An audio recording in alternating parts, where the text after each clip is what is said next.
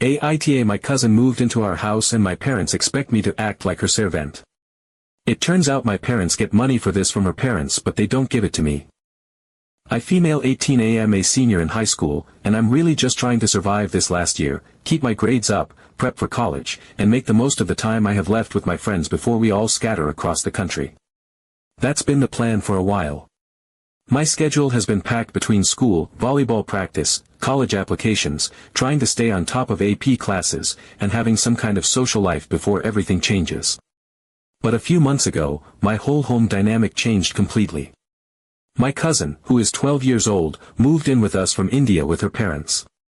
We hadn't seen each other in 6 years, so it was a little exciting at first. My parents were really happy to have them around, and I was too, to an extent. The thing is, our house isn't small, but it's also not meant to comfortably fit 7 people long-term. There's my mom and dad, my younger brother who's 15, me, and now my uncle, aunt, and cousin. It got cramped very quickly. We tried to make it work. My cousin was placed in my room because it was easier, even though my room is literally the smallest one in the house. There was barely enough room for me to move around with my things in there, but we made a makeshift bed for her and tried to stay organized. For the first couple of weeks, I was totally fine sharing the space. I mean, she was still adjusting to a new country, new school, and a whole new life. I was patient with her. I helped her settle in, answered all her questions, even explained cultural things that confused her. I wanted her to feel comfortable. But the novelty wore off quickly. I couldn't get any privacy. I would come home from school exhausted, hoping to get an hour to myself before practice, but instead I'd find her sitting in the middle of the room, talking about what happened in her classes, asking for help with homework, or just wanting to talk for the sake of talking. I couldn't even stretch my legs out at my desk without bumping into something or someone. It reached a point where I literally didn't have space to walk around without stepping over piles of schoolbooks, clothes, or her school backpack. Eventually, after 2 months, her parents found jobs in another state and moved there. It made sense, they had better opportunities elsewhere. But instead of taking her with them, they let her stay behind with us so she could finish the school year here. She had already started to adjust, had made some friends, and was doing okay in school. I understood why they made that choice, and I didn't even question it at the time. I stepped up. I helped her with everything, from breaking down her assignments to writing emails to her teachers.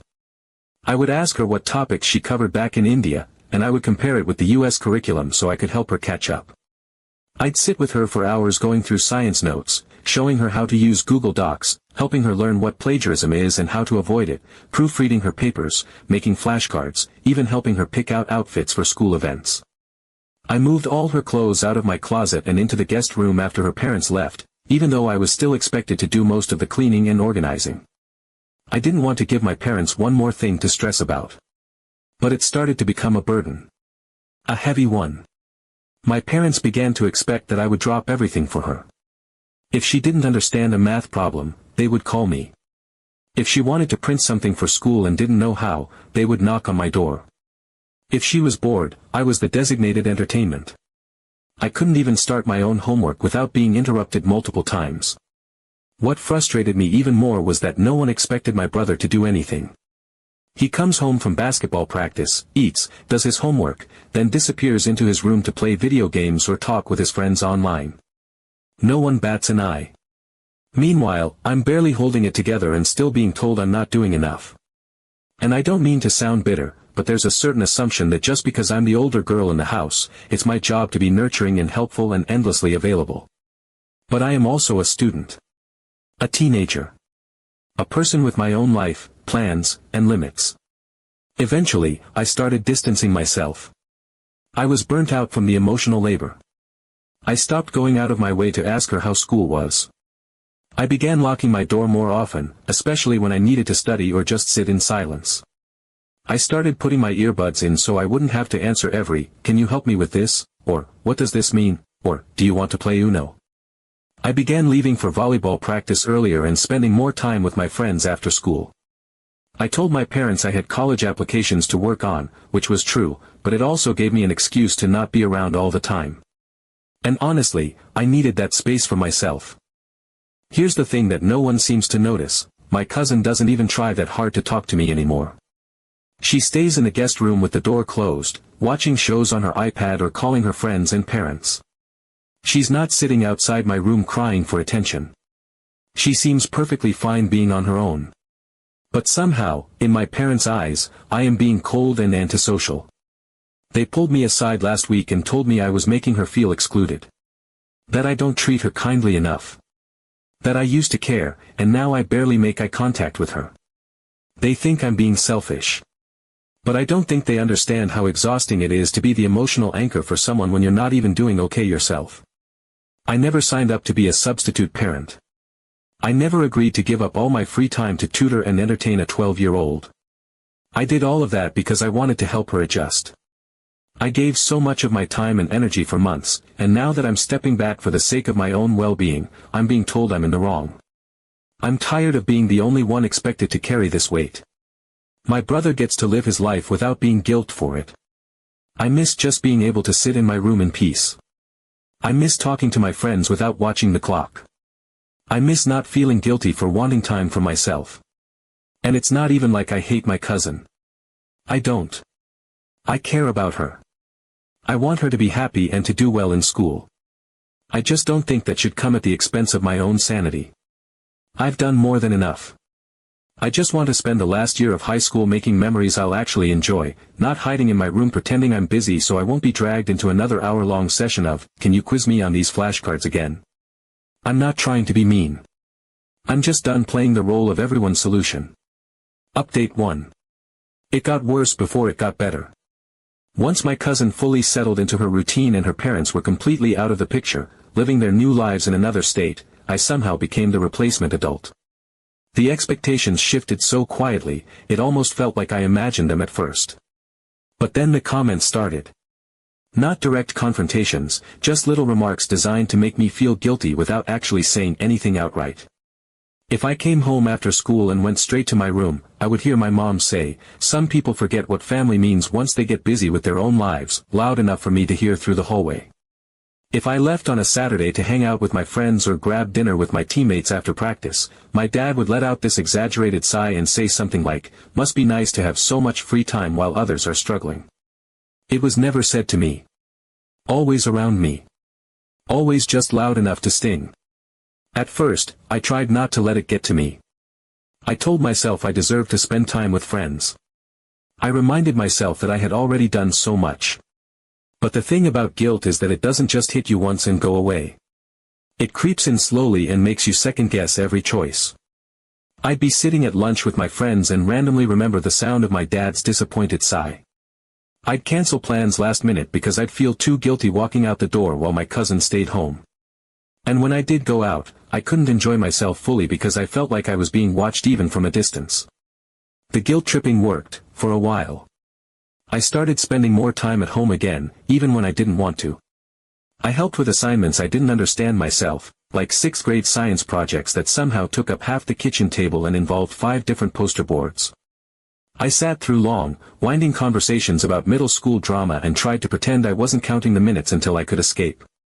I tried to push through it, but every day it felt less like I was a high school senior preparing for adulthood and more like I had been demoted to some unpaid live-in tutor/nanny/therapist who just happened to also be applying to colleges. The toll it took on me started small, missed deadlines here and there, a drop from an A to a B in one of my classes, a few late nights spent doing homework I should have finished hours earlier. But soon, it wasn't just about academics. I wasn't sleeping properly. I would stay up too late to get my own schoolwork done because I had spent the entire evening helping someone else. I stopped responding to texts. I stopped going to events unless I absolutely had to. My energy just bottomed out. My mental health started unraveling in ways I didn't want to admit at first. I'd lie in bed some nights wondering if I was being selfish for wanting space. I started questioning whether my expectations for a normal teenage life were unreasonable. Was I asking for too much by wanting to be treated like a daughter and not a substitute parent? Every time I tried to assert a boundary, like saying no to helping with a book report or choosing to eat dinner alone in my room, I'd get hit with that same refrain, "You're the older one. You need to set an example." That line haunted me. It came up constantly. I couldn't express frustration without being reminded of how my cousin was younger and still adapting. I couldn't say I was tired without being told that I had to be strong for others. I couldn't cry, because crying would mean I wasn't grateful, and the last thing I wanted was to be seen as ungrateful. It was like I had been cast in a role I never auditioned for, and the moment I tried to walk off stage, I was told I was ruining the entire play. The hardest part wasn't even the pressure. It was the hypocrisy. My brother, who is just 3 years younger than me, lived in a completely different universe. He would come home, toss his backpack in the corner, eat whatever was in the fridge, do a half hour of homework, then disappear into his room to play video games or talk with his friends. Nobody expected him to help my cousin study. No one asked him to babysit or explain science terms or read through 3 pages of a poorly written essay. If he showed his face at dinner and didn't make a mess, it was practically a celebration. He would walk out of the kitchen after rinsing a plate and my parents would say things like, "See, that's how you help out around the house," while I sat there with a headache from explaining American history to a 7th grader who could not care less about the Civil War. He didn't lift a finger beyond what he was already doing for himself, and yet he was praised for simply existing without creating problems. Meanwhile, I was drowning in expectations that no one else had to carry. And the worst part? No one even noticed that I was drowning. Meanwhile, my brother continued to be praised for doing the bare minimum, like putting his plate in the sink. Update 2. A few weeks ago, something happened that changed everything. It started off like any other exhausting evening. I was sitting at the dining table with my cousin, helping her prep for yet another history test. She was half paying attention, fiddling with her pencil, clearly uninterested in learning about the Bill of Rights, and I was trying not to snap after the 5th time she asked the same question about the First Amendment. My head was pounding, and I remember thinking, I could be doing literally anything else right now. I could be finishing my essay, scrolling through my phone, lying in bed, living my own life. But instead, I was here, again, explaining things I had already gone over multiple times. Then she said something that made my entire body freeze. She looked at me casually, totally unbothered, and asked, "How much are you getting paid for all this?" I blinked, confused. I thought I had misheard her. So I asked her what she meant. She looked at me like I was the weird one, and said, "Aren't mom and dad sending money to your parents every month to thank you? They said it was for your time since you're helping me so much." It felt like someone had pulled the floor out from under me. In that moment, my brain short-circuited. I couldn't form a response. I just sat there, staring at her while she shrugged and went back to her flashcards, completely unaware that she had just detonated a bomb in my head. I didn't say anything else to her. I waited until she went to bed and then sat in my room for a good 20 minutes, trying to collect myself, trying to convince myself that I had misunderstood her. That she had exaggerated. That maybe her parents offered money but my parents turned it down. That this wasn't what it sounded like. But something in my gut told me otherwise. It all clicked too perfectly. The way my parents were so insistent that I help her. The way they dismissed every complaint, every attempt to set a boundary. The way they made me feel like this was just what family did, like I was selfish for even thinking I was doing too much. And now I was learning that there was money involved. I couldn't sleep. I couldn't let it go. So I got up, marched straight to the living room where my parents were watching TV, and asked them point blank if my aunt and uncle had been sending them money. Their reaction said everything. My mom looked at me like I had just accused her of a crime. She immediately said I was being ridiculous, that I needed to stop making up stories. My dad didn't even try to deny it outright, he just told me I was being dramatic and that I should go help my cousin with her homework instead of wasting time on nonsense. But I saw it. The way they avoided eye contact. The way my mom's voice got defensive before I even finished my question. The way my dad tried to shift the focus back to my responsibilities. I knew then that it was true. I knew, without a shadow of a doubt, that my aunt and uncle had been sending money. And my parents had been accepting it. On my behalf. Without telling me. Without even acknowledging it. For months, I had been bending over backward, sacrificing my time, my energy, my peace of mind, to help someone adjust to a new life. I had poured myself into this role because I thought I was doing the right thing. Because I believed it was my choice. I believed I was doing something out of kindness, not obligation. I thought I was helping my family through a difficult time because it mattered. Because I cared. And all the while, my parents were pocketing money and letting me believe my efforts were just expected. They watched me struggle. They watched me fall behind in school, miss out on milestones, wear myself thin, and instead of stepping in, instead of offering support or even just gratitude, they took the credit and the compensation, and left me with the workload. It made sense now. Why they reacted so strongly whenever I tried to set boundaries. Why they made me feel guilty for needing space. Why they pushed back every time I said no, why they refused to ask my brother for help. Because to them, this wasn't just about family anymore. This was a transaction. And I was the product being sold. That realization broke something in me. It wasn't just betrayal. It was erasure. All those months of effort and stress and mental strain had been quietly converted into something transactional behind my back, and I hadn't even been granted the dignity of knowing. They didn't see me as a daughter doing her best. They saw me as a convenient solution, a resource they could use to fulfill a family obligation, keep up appearances, and collect a quiet paycheck in the process. After that night, something shifted. Not on the surface, I didn't confront them again. I didn't scream or rage or tell them how deeply it hurt. I didn't want to give them the satisfaction of seeing me unravel. I just went still. I stopped offering extra help. I stopped volunteering to organize my cousin's schoolwork or check her emails or print out her assignments. I stopped rearranging my schedule to accommodate her. I stopped caring whether my silence made them uncomfortable. I started choosing myself, finally. Because now I knew the truth. I wasn't just being overburdened. I was being used. Update 3. The very next day, everything changed. I woke up with this quiet, simmering resolve that I hadn't felt in a long time. I wasn't angry in the loud, explosive way. I was done being angry like that, it got me nowhere. I was just done. Done being manipulated, done being guilt-tripped, done being treated like my time and effort were disposable. So when my cousin came knocking on my door asking if I could help her study for her upcoming quiz, I didn't open the door. I didn't respond. A few minutes later, my mom called my name from the hallway, saying my cousin needed help. I walked out and looked her dead in the eye and said, "I'm not doing a single extra thing until I get some answers." That didn't go over well. Immediately, I was bombarded.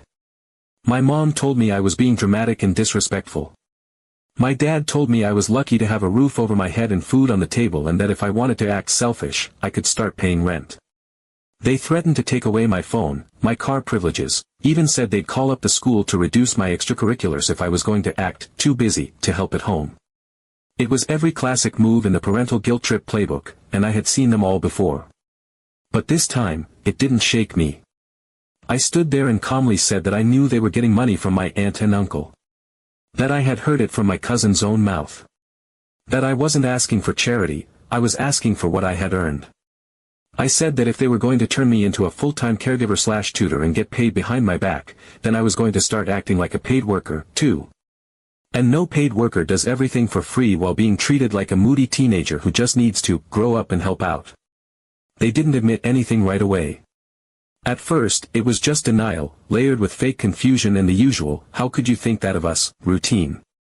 But I didn't back down. I stopped doing everything. I didn't help with homework. I didn't sit through another history review. I didn't make sure my cousin had lunch prepped or remind her when to log in for assignments. When she forgot her math book at school, I didn't jump in to fix it. When she asked me to quiz her, I said no. My parents tried to ignore it at first. Then they got frustrated. Then the silent treatment started, days of tight-lipped meals, closed doors, cold stares. My mom would make pointed comments about selfishness. My dad kept bringing up how some people in this house think they're above family responsibilities. And then, just for a cherry on top, my brother decided to chime in. He told me I was overreacting. That I was making things worse for everyone. That it wasn't that big a deal and that I should just get over it. I didn't even let him finish. I told him flat out that he had no idea what it felt like to be expected to give up every ounce of your energy for someone else while everyone around you clapped for you in silence and walked away the moment it got hard. I told him until he was the one sitting up for 3 hours explaining decimal conversions to someone who didn't want to learn them, he could sit down and stay quiet. Eventually, after the house felt like a bomb shelter for a week, my parents caved. They admitted it. Not with any real shame, of course, but with that tight-lipped, "Fine, since you're making such a big deal out of it," tone. They told me that yes, my aunt and uncle were sending some money each month to help with extra expenses. That part of it was meant to cover the additional cost of food, utilities, school supplies, things like that. But they also said it was intended as a thank you. A token of appreciation for how much I was helping. But instead of telling me, instead of giving me any agency in the matter, they had quietly accepted the money, used it, and left me out of the loop. That was the moment something in me fully snapped. Not in anger, but in certainty. I told them, calmly, clearly, that if they wanted me to keep helping, I was going to be paid. I wasn't doing this out of resentment. I wasn't saying I didn't care about my cousin. I just wasn't willing to be used anymore. If they had turned this into a job without telling me, then they were going to treat it like one. I said that if they were okay accepting money for my labor, then they could go ahead and compensate me for it, too. After some muttering and complaining and a bit more tension, we came to an agreement. Now, I get a set amount from what my aunt and uncle send each month. It's not a fortune. It's not enough to change my life or pay for college. But it's enough that I don't feel invisible. It's enough to make the time I put in feel valued. It's enough to remind me that my energy matters. I still help my cousin. I still sit with her and go over lessons. I help her write papers, review vocabulary, prepare for tests. But I do it on my terms. I schedule the sessions around my own workload. If I need a night off, I take it without guilt. If I have plans, they stay. I am no longer guilted into sacrificing my time, and if anyone tries, I remind them that this is no longer a one-sided arrangement. Interestingly, my cousin respects me more now. She doesn't whine or throw passive-aggressive comments when I say I'm not available. She doesn't barge into my room anymore. She asks before entering. She says thank you more often. She understands the boundary because I finally drew one with ink instead of pencil. And to anyone who thinks families should help each other no matter what, without expecting anything in return, I agree, to a point. But if your family is already being paid for your help, and they're keeping you in the dark while pushing all the responsibility onto your shoulders, then yeah. You deserve to get what's yours.